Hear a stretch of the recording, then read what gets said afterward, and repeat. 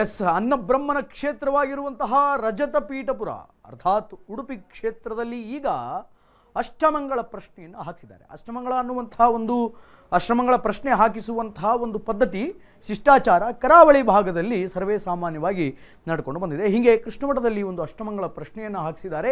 ಆ ಅಷ್ಟಮಂಗಳ ಪ್ರಶ್ನೆಯಲ್ಲಿ ಭಯಾನಕ ಸೂಚನೆ ಒಂದು ಸಿಕ್ಕಿದೆ. ಅದೇನು ಅನ್ನುವಂಥದ್ದನ್ನು ಡೀಟೇಲ್ಡ್ ಆಗಿ ನೋಡ್ತಾ ಹೋಗೋಣ. ಅದಕ್ಕೆ ಸಂಬಂಧಪಟ್ಟ ಹಾಗೆ ಒಂದಿಷ್ಟು ಬ್ರೇಕಿಂಗ್ಗಳಿದೆ. Let's check it out. ಆ ಬ್ರೇಕಿಂಗ್ ಏನು ಅನ್ನುವಂಥದ್ದನ್ನು ನೋಡ್ಕೊಂಬರೋಣ. Yes, breaking please. Udupi Shri Krishna ಮಠದಲ್ಲಿ ಅಷ್ಟಮಂಗಳ ಪ್ರಶ್ನೆ. ಅಷ್ಟಮಂಗಳದಲ್ಲಿ ಬಯಲಾದಂತಹ ಭಯಾನಕ ಸೂಚನೆ ಏನು ಅನ್ನುವಂತಹ ವಿಚಾರ, ದೇಶದ ಭವಿಷ್ಯದ ಬಗ್ಗೆ ಬೆಚ್ಚಿ ಬೀಳಿಸುವಂತಹ ಎಚ್ಚರಿಕೆ ಒಂದು ಸಿಕ್ಕಿದೆ. ಅದೇನು, ದೇಶಕ್ಕೆ ಅಪಾಯದ ಮುನ್ಸೂಚನೆಯನ್ನು ನೀಡಿದಂತಹ ಆ ದೋಷ ಏನು, ಜಗತ್ತಿಗೆ ಕಾದಿರುವಂತಹ ಆ ದೊಡ್ಡ ದೊಡ್ಡ ಕಂಟಕಗಳು ಯಾವ್ಯಾವು ಮತ್ತು ಅದೇನು, ಅಷ್ಟಮಂಗಳದಲ್ಲಿ ಹೇಳಿದಂತಹ ಸಂಕಷ್ಟಗಳ ದಿನಗಳು ಅದೆಷ್ಟು ಭೀಕರವಾಗಿರುತ್ತೆ, ನೇಪಾಳದ ದುರಂತ ಈ ದೋಷದಿಂದಲೇ ಸಂಭವಿಸಿದ್ದ ಅನ್ನುವಂತಹ ಪ್ರಶ್ನೆಗಳು ಕೂಡ ಸಾಮಾನ್ಯವಾಗಿ ಜನರನ್ನು ಕಾಡ್ತಾ ಇದೆ. ದೇಶದ ಮೇಲೆ ಬಿದ್ದಿರುವಂತಹ ದೋಷದ ಕರಿನೆರಳು ಯಾವುದು? ನಿಮ್ಮ ಅಶ್ವವೇಗ ನ್ಯೂಸ್ನಲ್ಲಿ ಇದು ಎಕ್ಸ್ಕ್ಲೂಸಿವ್ ರಿಪೋರ್ಟ್ ಅಂತ ಹೇಳಬಹುದು. ನಾನಾಗಲೇ ಹೇಳಿದೆ, ಕರಾವಳಿ ಭಾಗದಲ್ಲಿ ಅಷ್ಟಮಂಗಳ ಪ್ರಶ್ನೆಯನ್ನು ಹಾಕಿಸುವಂತಹ ಕ್ರಮ ಇದೆ. ಸೊ ಅದೇ ನಿಟ್ಟಿನಲ್ಲಿ ಈಗ ಕೃಷ್ಣನ ಸನ್ನಿಧಾನದಲ್ಲಿ, ಉಡುಪಿಯ ಕೃಷ್ಣನ ಸನ್ನಿಧಾನದಲ್ಲಿ ಅಷ್ಟಮಂಗಳ ಪ್ರಶ್ನೆಯನ್ನು ಹಾಕಿಸಿದ್ದಾರೆ.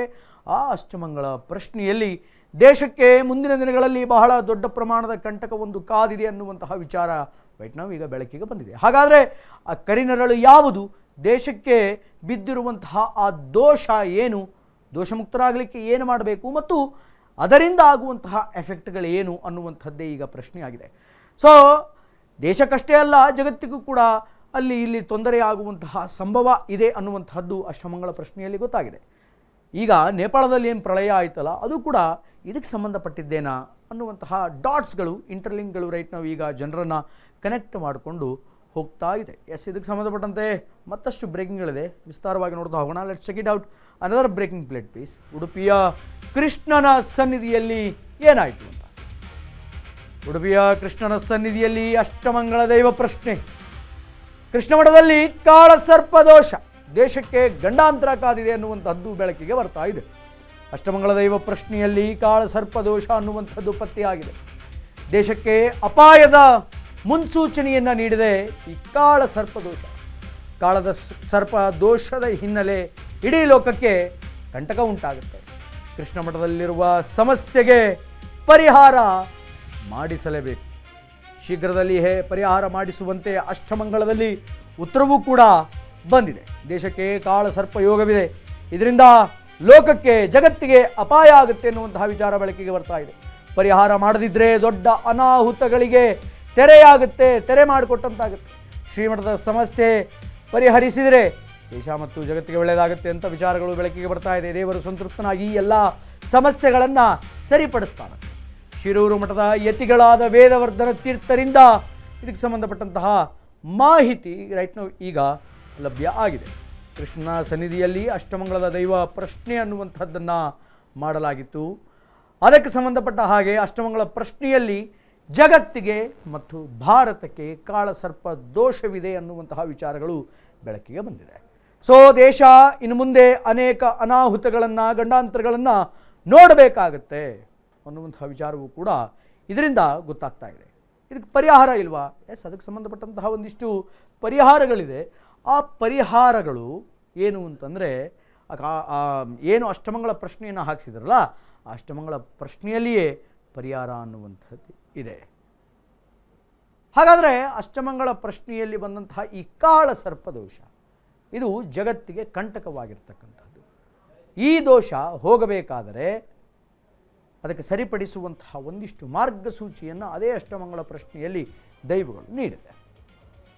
ಎಲ್ಲ ಮಾಹಿತಿಯನ್ನು ಇವತ್ತಿನ ಪರ್ಯಾಯ ಪೀಠಾಧೀಶ್ವರರಾಗಿರುವಂತಹ ಶಿರೂರು ಮಠದ ವೇದವರ್ಧನ ತೀರ್ಥ ಶ್ರೀಪಾದರು ಮಾಹಿತಿಯನ್ನು ಕೊಟ್ಟಿದ್ದಾರೆ. ಹಾಗಾದರೆ ಕಾಳಸರ್ಪ ದೋಷ ಜಗತ್ತಿಗೆ ಕಂಟಕ. ಸೊ ಅದರ ಬಗ್ಗೆ ಸ್ವಲ್ಪ ವಿವರಣೆಯನ್ನು ನೋಡ್ತಾ ಹೋಗೋಣ. ಏನಿದು ಕಾಳಸರ್ಪ ದೋಷ, ಜಗತ್ತಿಗೆ ಯಾಕೆ ಕಂಟಕ ಅಂತ.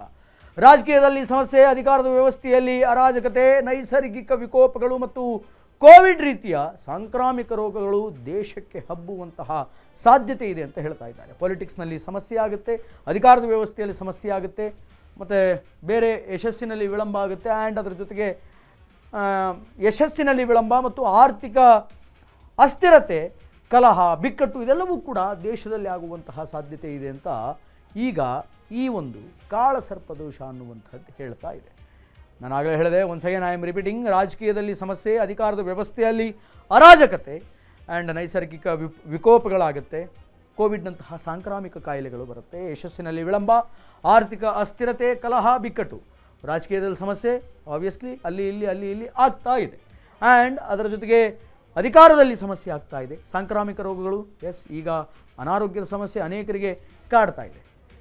ಆ್ಯಂಡ್ ಸಾಂಕ್ರಾಮಿಕ ಯಶಸ್ಸಿನಲ್ಲಿ ವಿಳಂಬ, ಆರ್ಥಿಕ ಅಸ್ಥಿರತೆ, ಅದು ಕೂಡ ಎಕನಾಮಿಕಲಿ ದೇಶವನ್ನು ಹಿನ್ನುಕ್ಕುವಂತಹ ಕೆಲಸವನ್ನು ಕೂಡ ಇದು ಮಾಡುತ್ತೆ. ಹಾಗಾದರೆ ಈ ಕಾಳಸರ್ಪದೋಷಕ್ಕೆ ಪರಿಹಾರ ಏನು, ಸೊಲ್ಯೂಷನ್ ಏನು ಅನ್ನುವಂಥದ್ದನ್ನು ನೋಡ್ತಾ ಹೋಗೋಣ. ಹೌದು, ಕಾಳಸರ್ಪದೋಷ ಅನ್ನುವಂಥದ್ದು ದೇಶಕ್ಕೆ ಬರುತ್ತೆ, ಅದು ಕಂಟಕ ಅನ್ನುವಂಥದ್ದು ಗೊತ್ತಾಯಿತು. ಹಾಗಾದರೆ ಇದಕ್ಕೆ ಪರಿಹಾರ ಏನು? ಎಸ್, ಇದರ ಪರಿಹಾರ ಅದೇ ಅಷ್ಟಮಂಗಳದಲ್ಲಿ ಈಗ ವ್ಯಕ್ತವಾಗಿದೆ. ಸಾಮೂಹಿಕವಾಗಿ ಮಂತ್ರವನ್ನು ಪಠಿಸಬೇಕು, ಪಠಣೆಯನ್ನು ಮಾಡಬೇಕು. ಸಾಮೂಹಿಕವಾಗಿ ಮಂತ್ರವನ್ನು ಪಠನೆ ಮಾಡಬೇಕು. 18 ಕೋಟಿ ರಾಮ ಮಂತ್ರ ಜಪದ ಪಠನೆಯೇ ಕಾಳಸರ್ಪ ದೋಷಕ್ಕೆ ಪರಿಹಾರ. ರಾಮನಾಮದ ಒಂದು ಜಪ ಏನಿದೆ ಅದೇ ಇದಕ್ಕೆ ಪರಿಹಾರ ಅಂತ ಹೇಳ್ತಾ ಇದ್ದಾರೆ. 1 ಕೋಟಿ ಕೃಷ್ಣ ಮಂತ್ರ ಜಪದ ಪರಿಹಾರವನ್ನು ಕೂಡ ಸೂಚನೆ ಮಾಡಲಾಗಿದೆ. ವಿಷ್ಣು ಸಹಸ್ರನಾಮದ ಜಪಾನುಷ್ಠಾನವನ್ನು ಮಾಡಿದರೆ ಕಾಳಸರ್ಪದೋಷದ ಪರಿಹಾರ ಆಗುತ್ತೆ ಅನ್ನುವಂತಹ ವಿಚಾರಗಳು ರೈಟ್ ನಾವು ಬೆಳಕಿಗೆ ಬರ್ತಾ ಇದೆ. ರಾಮನಾಮ, ಕೃಷ್ಣನಾಮ ಆ್ಯಂಡ್ ವಿಷ್ಣು ಸಹಸ್ರನಾಮದ ಪಠನೆ ಮಾಡಬೇಕು. ಕೃಷ್ಣ ಭಕ್ತರು ಸೇರಿ ಇದನ್ನು ಯಶಸ್ವಿಯಾಗಿ ನೆರವೇರಿಸಿಕೊಂಡು ಹೋಗಬೇಕು ಅನ್ನುವಂತಹ ಅಭಿಲಾಷೆ ಈಗ ಅನೇಕರಲ್ಲಿದೆ. ಯಾವಾಗ ಅಷ್ಟಮಂಗಳ ಪ್ರಶ್ನೆಯಲ್ಲಿ ಕಾಳಸರ್ಪ ದೋಷ ಇದೆ ಅಂತ ಗೊತ್ತಾಯಿತು, ಇಮಿಡಿಯೇಟ್ಲಿ ಅದಕ್ಕೆ ಪರಿಹಾರವನ್ನು ಹುಡುಕಿದ್ರು. ಅದಕ್ಕೆ ಪರಿಹಾರ ಏನು ಅಂತಂದರೆ ಭಗವಂತನ ನಾಮಸ್ಮರಣೆಯೊಂದೇ ಅಂತ. 1 ಕೋಟಿ ಕೃಷ್ಣ ಜಪ, ಕೋಟ್ಯಾಂತರ ರಾಮ ಜಪ, ರಾಮನಾಮದ ಜಪ ಆ್ಯಂಡ್ ಅದರ ಜೊತೆಗೆ ವೆರಿ ಮೋಸ್ಟ್ ಪವರ್ಫುಲ್ ಆಗಿರುವಂತಹ ವಿಷ್ಣು ಸಹಸ್ರನಾಮ ಏನಿದೆ, ಆ ವಿಷ್ಣು ಸಹಸ್ರನಾಮದ ಜಪಾನುಷ್ಠಾನ ಮಾಡುವುದರಿಂದ, ಎಲ್ಲ ಭಕ್ತರು ಸೇರಿ ಜಪಾನುಷ್ಠಾನ ಮಾಡುವುದರಿಂದ ಕಾಳಸರ್ಪ ದೋಷವನ್ನು ನಿವಾರಣೆ ಮಾಡಬಹುದು ಅನ್ನುವಂತಹ ವಿಚಾರಗಳನ್ನು ಕೂಡ ಈಗ ಅದೇ ಅಷ್ಟಮಂಗಳದ ಪ್ರಶ್ನೆಯ ಪರಿಹಾರ ಬೆಳಕಿಗೆ ಬರ್ತಾ ಇದೆ. ಹಾಗಾದರೆ ಕಾಳಸರ್ಪ ದೋಷಗಳಲ್ಲಿ ಅನೇಕ ವಿವಿಧಗಳಿವೆ. ಹಾಗಾದರೆ ಆ ವಿವಿಧ ಬಗೆಯ ಕಾಳಸರ್ಪ ದೋಷಗಳು ಯಾವ್ಯಾವು ಅನ್ನುವಂಥದ್ದನ್ನು ಸ್ವಲ್ಪ ವಿಸ್ತಾರವಾಗಿ ಡೀಟೇಲ್ಡಾಗಿ ನೋಡ್ತಾ ಬರೋಣ. ವಿವಿಧ ಬಗೆಯ ಕಾಳಸರ್ಪ ದೋಷಗಳು. ಅನಂತ ಕಾಳಸರ್ಪ ಯೋಗ, ಐ ಮೀನ್ ದೋಷ, ಅನಂತ ಕಾಳಸರ್ಪ ದೋಷ ಏನು ಕಾಡುತ್ತೆ ಇದರಲ್ಲಿ ಅಂತಂದರೆ ಆರೋಗ್ಯ ಸಮಸ್ಯೆ ಇರುತ್ತೆ, ನಿರಂತರವಾಗಿ ಕಲಹಗಳಾಗ್ತಾ ಇರುತ್ತೆ ಮತ್ತು 27 ವರ್ಷಗಳ ಕಾಲ ಇದು ಕಟ್ಟಿ ಕಾಡುತ್ತೆ ಒಬ್ಬ ಮನುಷ್ಯನನ್ನು. 27 ವರ್ಷ ಕಟ್ಟಿ ಕಾಡುತ್ತೆ ಅನಂತ ಕಾಳಸರ್ಪ ದೋಷ. ಇನ್ನು ವಾಸುಕಿ ಕಾಳಸರ್ಪ ದೋಷ, ವಾಸುಕಿ ಕಾಳಸರ್ಪ ಯೋಗ, ಅಕಾಲಿಕವಾಗಿ ಮರಣವನ್ನು ಹೊಂದುವಂತಹ ಸಾಧ್ಯತೆಗಳಿರುತ್ತೆ ಮತ್ತು ವೆರಿ ಫೈನಾನ್ಷಿಯಲ್ ಕ್ರೈಸಿಸ್ಗೆ ಇದು ನಮ್ಮನ್ನು ತಳ್ಳಿ ಹಾಕುತ್ತೆ. ಹಣದ ಸಮಸ್ಯೆಗೆ ಇದು ನಮ್ಮನ್ನು ತಳ್ಳಿ ಹಾಕುತ್ತೆ. ದಟ್ ಈಸ್ ವಾಸುಕಿ ಕಾಳಸರ್ಪ ದೋಷ. ಆ್ಯಂಡ್ 3ನೇದ್ದು ಪದ್ಮನಾಭ ಕಾಳಸರ್ಪ ಯೋಗ, ಇದು ಕೂಡ ದೋಷವೇ. ಯೋಗ ಇನ್ ಸೆನ್ಸ್ ದೋಷ, ನಾನು ಆಗಲೇ ಹೇಳಿದೆ. 48 ವರ್ಷ ಇದು ನಮ್ಮನ್ನು ಕಾಡುತ್ತೆ. ಜೊತೆಗೆ ಸಂತಾನದ ಖಿನ್ನತೆಯನ್ನು ಕೊಡುತ್ತೆ, ಸಂತಾನ ಹೀನರನ್ನಾಗಿ ನಮಗೆ ಮಾಡುತ್ತೆ. ಮಕ್ಕಳು ಬೇಕು, ಮರಿಬೇಕು ಅಂತ ನಾವು ಎಷ್ಟೇ ಜಪತಪ ಹೋಮ ಹವನ ವ್ರತಗಳನ್ನು ಮಾಡಿದರೂ ಕೂಡ ಮಕ್ಕಳಾಗಲ್ಲ. ಆ್ಯಂಡ್ 4ನೇದ್ದು ಕುಳಿಕ ಕಾಳಸರ್ಪ ಯೋಗ, ಅಪಘಾತಗಳು, ಅನ್ಯರಿಂದ ಆರ್ಥಿಕ ನಷ್ಟ ಅನ್ನುವಂಥದ್ದಾಗುತ್ತೆ. ಅಪಘಾತಗಳಾಗುತ್ತೆ ಅಂದರೆ ಐ ಮೀನ್ ಆಕ್ಸಿಡೆಂಟ್ ಆಗುತ್ತೆ, ಅನ್ಯರಿಂದ ಆರ್ಥಿಕ ನಷ್ಟ, ಇನ್ನೊಬ್ಬರಿಂದ ನಮಗೆ ಎಕನಾಮಿಕ್ ಕ್ರೈಸಿಸ್ ಬಂದು ಒಡ್ಡುವಂತಹ ಸಾಧ್ಯತೆಗಳಿರುತ್ತೆ. 5ನೇದ್ದು ಶಂಖಪಾಲ ಕಾಳಸರ್ಪ ಯೋಗ, ಇದು ಕೂಡ ಅಷ್ಟೇ 42 ವರ್ಷಗಳ ಕಾಲ ನಮ್ಮ ಜೊತೆಗೆ ಇರುತ್ತೆ. ಆತಂಕದ ಜೀವನ ಅನ್ನುವಂಥದ್ದು ಇದು ಸೃಷ್ಟಿ ಮಾಡಿಕೊಡುತ್ತೆ. ಹಣ, ಆಸ್ತಿ, ಹೆಂಡತಿ, ಮಕ್ಕಳು, ಐಶ್ವರ್ಯ, ಆರೋಗ್ಯ ಎಲ್ಲ ಇದ್ದರೂ ಕೂಡ ಆತಂಕ ಅನ್ನುವಂಥದ್ದು ನಮ್ಮನ್ನು 42 ವರ್ಷಗಳ ಕಾಲ ಬಿಟ್ಟು ಹೋಗಲ್ಲ.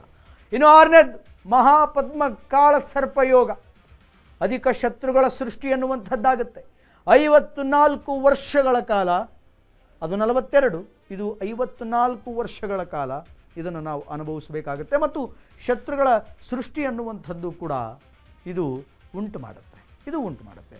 ಇದು ಮಹಾಪದ್ಮ ಕಾಳಸರ್ಪ ಯೋಗ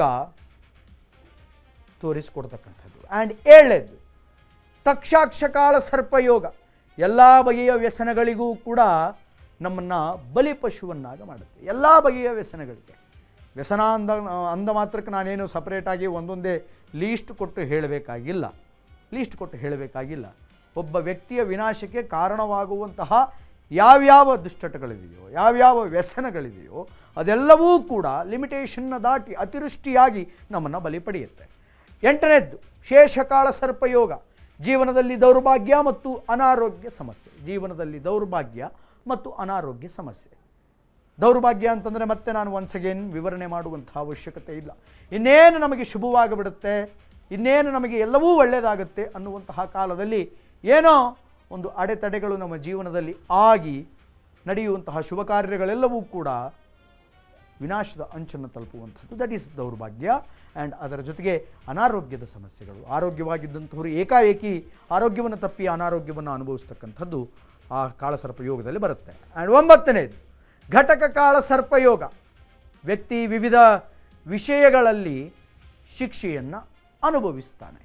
ಅವನು ತಪ್ಪು ಮಾಡಿರಲಿ, ಮಾಡದೇ ಇರಲಿ, ಸಪೋಸ್ ಮಾಡಿದ್ದ ಅಂತಲೇ ತಿಳ್ಕೊಳ್ಳೋಣ, ಅವನು ಶಿಕ್ಷೆಯನ್ನು, ವಿಪರೀತವಾದಂತಹ ಶಿಕ್ಷೆಯನ್ನು ಅನುಭವಿಸುವಂತಹ ಸ್ಥಿತಿಗೆ ಬರ್ತಕ್ಕಂಥವನು ಆಗ್ತಾನೆ.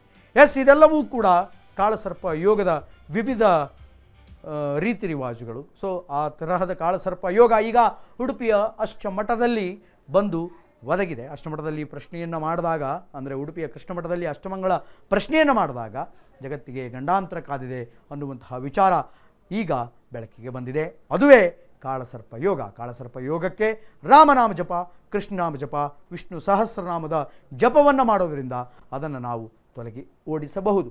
ಸೊ ಅನೇಕ ಜನ ದಾಸರು ಹೇಳಿರೋ ಹಾಗೆ ಅವನ ಮುಂದೆ ಪುಟ್ಟಿಸಲೇಬೇಡ ಎನ್ನ ಪುಟ್ಟಿಸಿದಕ್ಕೆ ಪಾಲಿಸನ್ನು ಇಷ್ಟು ಮಾತ್ರ ಬೇಡಿಕೊಂಬನೆ ಶ್ರೀಕೃಷ್ಣನೇ ಅಂತ ಹೇಳಿರೋ ಹಾಗೆ ಅದೊಂದೇ ರಾಮಬಾಣ ಅಂತ ಹೇಳ್ತಾ